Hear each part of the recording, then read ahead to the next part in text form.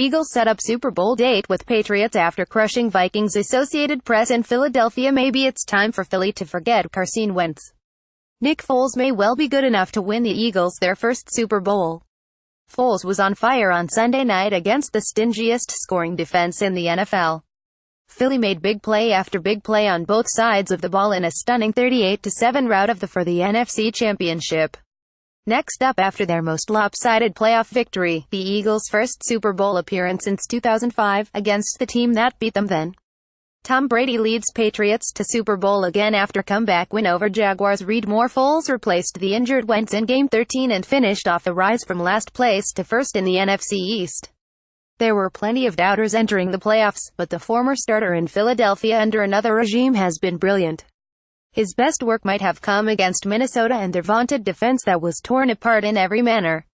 Foles threw for 352 yards and 3 touchdowns, showing poise, escapability and moxie in going 26 for 33, revolving light flea flicker TD alert, revolving light, and doing so helped greatly by the Eagles' domination on defense and a spectacular weaving 50-yard interception return TD by Patrick Robinson. Foles ruined the Vikings' hopes of being the first team to play in a Super Bowl in its own stadium. Instead, the Eagles will seek their first Super Bowl crown in Minnesota on the 4th of February. Their last championship came in 1960. Minnesota made it look easy at the outset, driving 75 yards on 9 plays, each of which gained yardage. The payoff was a 25-yard throw from Case Keenum to Kyle Rudolph well behind linebacker Najee Good as Philadelphia's defense looked confused on the play. That didn't happen again for Philly. Defensive end Chris Long had a huge hand in Robinson's 50-yard interception return.